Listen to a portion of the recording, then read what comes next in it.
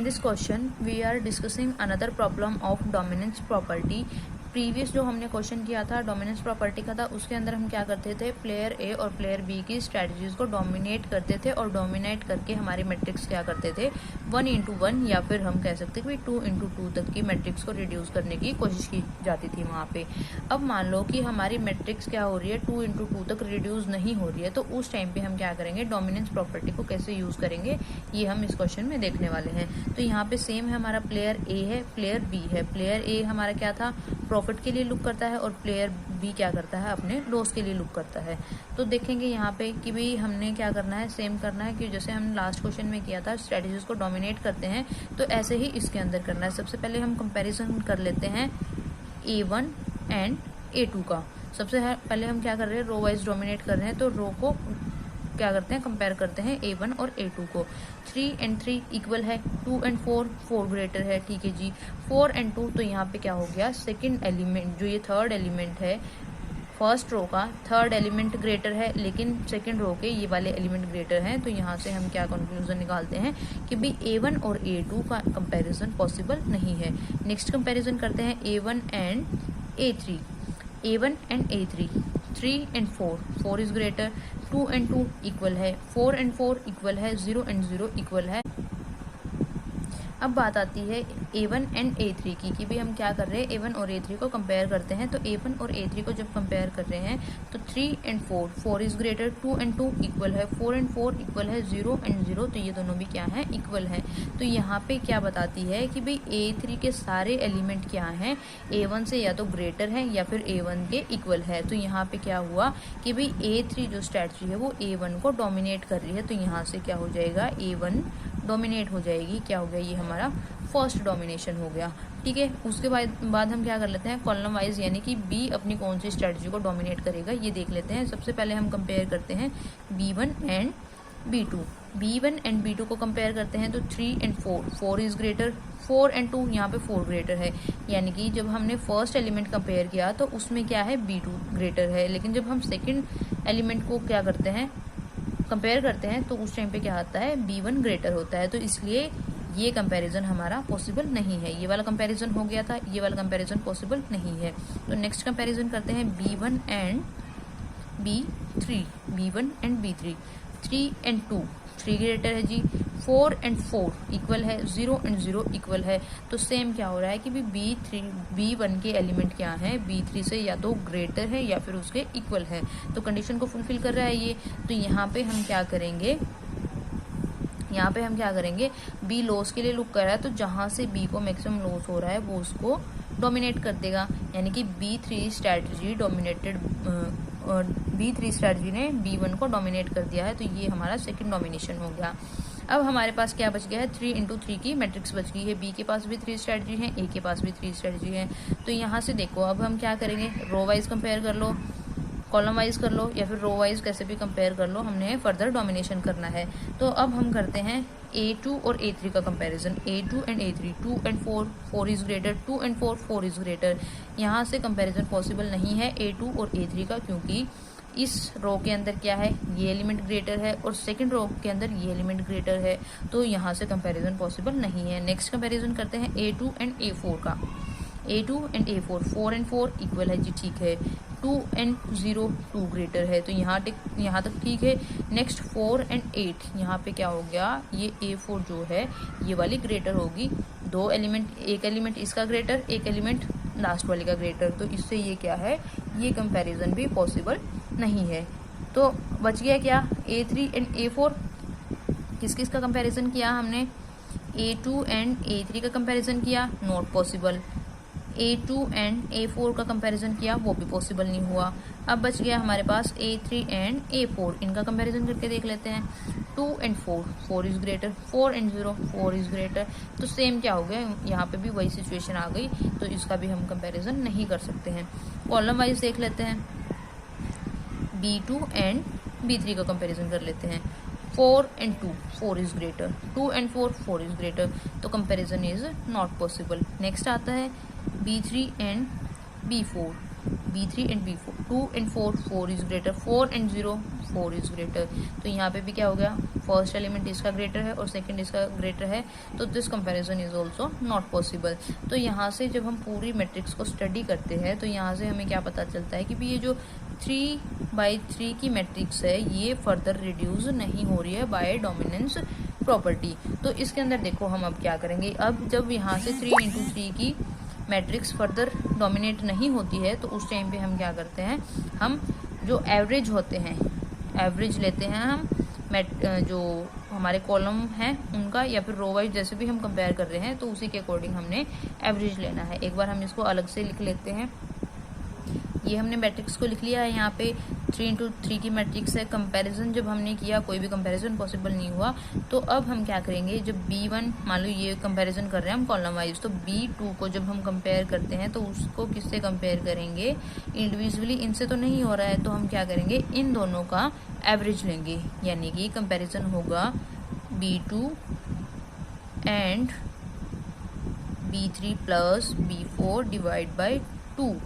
ठीक है, ये हमने क्यों लिया, इनका एवरेज हम क्यों करते हैं, ताकि इसका B2 के साथ कंपैरिजन किया जा सके। ऐसे ही हम रो वाइज भी कर सकते हैं कि भी A2 को हम कंपेयर करने के लिए क्या कर रहे हैं, इन दोनों का एवरेज ले लेते हैं। ठीक है, तो कैसे भी कर सकते हैं हम, तो पहले तो इन दोनों का ही कर लेते हैं। 2 + 4 डिवाइड बाई 2, 2 + 4 डिवाइड बाई 2, तो ये क्या आ जाएगा, 3 आ जाएगा। ठीक है, 4 + 0 डिवाइड बाई 2, ये एवरेज आ गया दोनों का 2। अब यहाँ पे 0 + 8 divide by 2 is equal to 4। तो हमारे पास मैट्रिक्स जो इन दोनों का एवरेज लेते हैं वो क्या आ गया, B3 एंड B4 का एवरेज 3, 2 एंड 4। तो अब हम क्या करेंगे, कंपेयर करेंगे B2 और इन दोनों के एवरेज को। तो देखो क्या है, यहाँ पे 4 है, यहाँ पे 3 है, तो 4 ग्रेटर है, यहाँ पे 2 है, यहाँ पे 2 है, तो इक्वल है, इक्वल वाला भी चलता है। यहाँ पे 4 है और यहाँ पे भी 4 है, तो ये भी इक्वल है। B ने क्या करना है, अपने मैक्सिमम लॉस को कट करना है, तो B को क्या हो रहा है, B2 डोमिनेट हो रही है इन दोनों के एवरेज से, यानी कि हम कह सकते हैं कि भाई इससे ये क्या कर रहा है, B2 को डोमिनेट कर रहा है, क्योंकि मैक्सिमम लॉस यहाँ से आ रहा है। ठीक है, तो ये हमारा क्या हो गया, थर्ड डोमिनेशन हो गया। अगर मान लो हमारा ये क्या है, ये वाला कॉलम कम आ रहा है और इसकी एलिमेंट क्या है, ज़्यादा है, तो उस टाइम पे हम इसको एलिमिनेट नहीं कर सकते हैं, क्योंकि ये क्या है, ये 2 का एवरेज है और ये इंडिविजुअल है। अगर इन दोनों का टोटल, इन दोनों का क्या आ गया, एवरेज ये आ रहा है और ये कम पड़ रहा है, तो उस टाइम पे हम क्या करेंगे, B3 को कंपेयर कर लेंगे इन दोनों के एवरेज से, या फिर B4 को कंपेयर कर लेंगे इन दोनों से। ऐसे हमने क्या करना है, एवरेज से कंपेयर करना है। लेकिन जिनका हमने एवरेज लिया है, जिन 2 स्ट्रेटजीज का हमने एवरेज लिया है, उनको डोमिनेट नहीं कर सकते। वो क्या करेंगी, वो जो एक रो या कॉलम बच जाती है उसको डोमिनेट करेगा। ठीक है, अब हमारे पास क्या बच गई, मैट्रिक्स B3 एंड B4, इसके पास 2 स्ट्रेटजी और A के पास 3, तो मैट्रिक्स बच गई हमारे पास 3×2। नंबर ऑफ रो 3 और नंबर ऑफ कॉलम इज 2।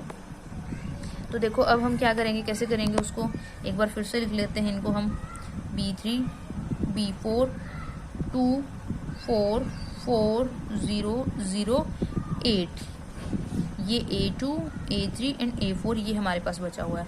अब हम क्या करेंगे, वापस से A2 A3 A4 इनको कंपेयर करेंगे। अगर इनका सिंपली कंपैरिजन पॉसिबल है, मतलब वहाँ से डोमिनेट हो रहा है, तो अच्छी बात है। अगर नहीं हो रहा है तो जैसे हमने ऊपर किया है, एवरेज लिया है, तो सेम हम यहाँ पे करेंगे। तो देखो कैसे करेंगे, A2 और A3 को कंपेयर कर लेते हैं, 2 and 4, 4 is greater, 4 and 0, 4 is greater, तो यहाँ से इन दोनों का कंपैरिजन पॉसिबल नहीं है। नेक्स्ट A2 A4 का देखते हैं, ऐसे ही A3 और A4 का देखेंगे, तो किसी का भी कंपैरिजन पॉसिबल नहीं हो रहा है यहाँ पे। तो अब हम क्या करेंगे, हमने जैसे ऊपर एवरेज लिया था, सेम ऐसे ही हम यहाँ पे एवरेज लेंगे। किसको करेंगे, A2 के साथ कंपेयर करेंगे A3 + A4 divide by 2। A3 A4 यानी कि इन दोनों का टोटल करके 2 से डिवाइड कर देना है, वो क्या आ जाएगा, एवरेज आ जाएगा। तो एवरेज हम इनका नीचे लिख लेते हैं, 4 + 0 डिवाइड बाई 2, तो एवरेज कितना आ गया, यहाँ से हमारे पास 2 आ गया। 0 + 8 डिवाइड बाई 2, तो इसका एवरेज कितना आ गया, 4 आ गया। तो देखो 2 और 2 इक्वल है, 4 और 4 ये भी इक्वल है। अब डोमिनेट कौन सा होगा यहाँ पे, A2 हो गया या फिर इन दोनों में से होगा, इसमें से डोमिनेशन A2 का होगा। A2 का क्यों होगा, क्योंकि A2 क्या है, इंडिविजुअल है, और ये क्या है, ये 2 और 4 इन दोनों का एवरेज है, तो इसलिए हम यहाँ पे A2 का डोमिनेशन करेंगे। A2 का डोमिनेशन करने के बाद क्या बच जाता है हमारे पास, 2 इंटू 2 की मैट्रिक्स बच गई। क्या बच गई, 2 इंटू 2 की मैट्रिक्स। A3 के और A4 ये A की स्ट्रेटजी। B के पास क्या क्या बचा है, B3 एंड B4, 4 0 0 8। अब यहाँ पे क्या है, फर्दर डोमिनेशन नहीं हो रहा है, यहाँ पे हमारी क्या आ गई है, 2 इंटू 2 की मैट्रिक्स हो गई है। तो यहाँ पे हम सिंपली क्या कर सकते हैं, इसके ऊपर मैक्समीन मेथड अप्लाई कर सकते हैं। मैक्समीन कर लेते हैं एक बार इसके ऊपर, row minimum column maximum. Row minimum 4 and 0 0 minimum है, 0 एंड 8 0 मिनिमम है, मैक्सिमम यहाँ पे 4 है और यहाँ पे 8 है। तो यहाँ पे कोई भी शटल पॉइंट नहीं आ रहा है, तो इस क्वेश्चन को मैक्स मीन प्रिंसिपल से सॉल्व नहीं कर सकते हैं। तो अब हम क्या करेंगे, इसके अंदर इस मेथड को इस मैट्रिक्स को हम क्या करेंगे, ओड मेथड की हेल्प से सॉल्व करेंगे। ओड मेथड से कैसे करते हैं, यहीं पे कर लेते हैं। ओड मेथड के अंदर कैसे करते हैं, 4 - 0, तो वो हम कहाँ पे लिखते हैं, सेकंड के ओडमेंट में 4 - 0 करके हम यहाँ पे लिख रहे हैं, तो 4 ही आएगा। 0 - 8 तो -8 आएगा, लेकिन ओड मेथड के अंदर साइंस को इग्नोर किया जाता है, तो डायरेक्टली 8 आ जाएगा।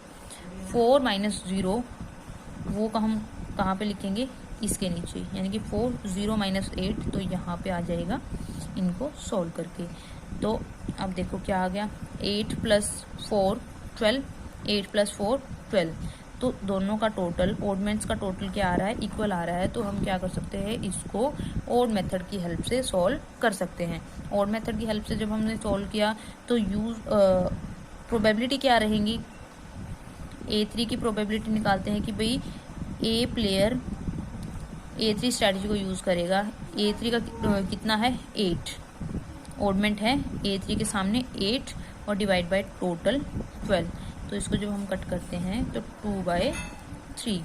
A4 की क्या रहेगी, A4 के सामने क्या है, 4 है ओडमेंट में और डिवाइड बाय टोटल, तो A4 को यूज़ करने की क्या रहेगी प्रोबेबिलिटी, 1/3। ऐसे ही हम B की निकालेंगे। B के पास भी क्या बच गई, B3 है, B3 की प्रोबेबिलिटी क्या होगी, 8 डिवाइड बाय 12, 8 डिवाइड बाय 12, यानी कि सिंपली अगर हम बात करें तो 2/3। और B4 की क्या रहेगी, 4 divide by 12, 4 divide by 12 means 1/3। ये इनकी प्रोबेबिलिटी रहेगी। ए की जो बाकी स्ट्रेटजी बच गई, A1 और A2, तो उनकी प्रोबेबिलिटी होगी 0, क्योंकि उनको हमने ऑलरेडी डोमिनेट कर दिया है। ऐसे ही B1 एंड B2 को यूज़ करने की प्रोबेबिलिटी 0 होगी, क्योंकि उन दोनों को ऑलरेडी डोमिनेट हम कर चुके हैं।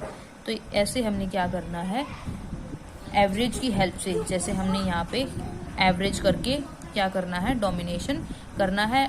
मैक्स मीन प्रिंसिपल अप्लाई करेंगे, अगर वहाँ से सॉल्व नहीं हो रहा तो हम क्या कर देंगे, ओड मेथड अप्लाई कर देंगे। ऐसे हमने फिर सिंपली ओड मेथड की हेल्प से प्रोबेबिलिटी निकाल देंगे और वैल्यू ऑफ गेम यहाँ से निकाल सकते हैं।